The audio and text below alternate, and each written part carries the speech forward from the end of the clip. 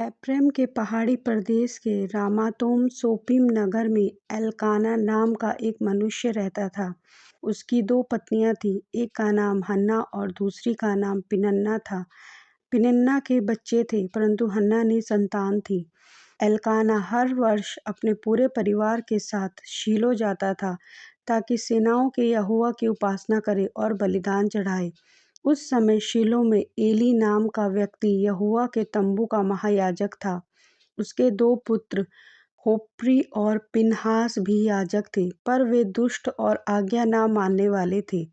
जब एल्काना बलिदान चढ़ाता तो वह पिनिन्ना और उसके बच्चों को भी भाग देता था, पर हन्ना को वह विशेष भाग देता था क्योंकि वह उससे प्रेम करता था। यद्यपि यहोवा ने उसकी कोख बंद कर रखी थी। पनिन्ना हन्ना को बहुत चिढ़ाती और ताना मारती थी, जिससे हन्ना बहुत दुखी हो जाती थी। ऐसा हर वर्ष होता था। हन्ना रोती रहती और कुछ खाती पीती नहीं थी। उसका पति एल्काना उससे कहता, हन्ना, तुम क्यों रोती हो? क्या मैं तुम्हारे लिए 10 पुत्रों से भी बढ़कर नहीं हूँ? एक दिन भोजन के बाद हन्ना उठी और यहोवा के सामने प्रार्थना करने गई।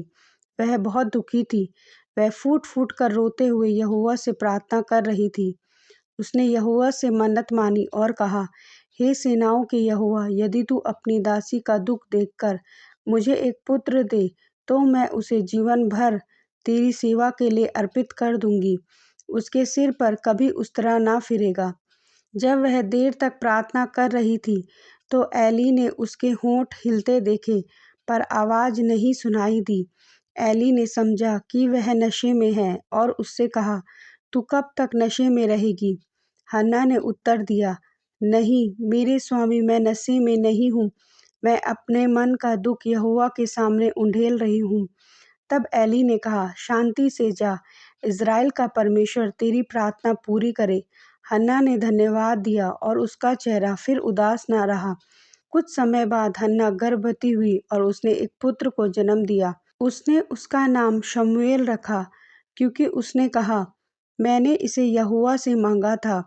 जब शमूएल थोड़ा बड़ा हो गया तो हन्ना उसे शीलो में यहोवा के तंबू में ले आई। उसने एली से कहा, मैं वही स्त्री हूँ जो यहाँ खड़ी होकर यहोवा से प्रार्थना कर रही थी।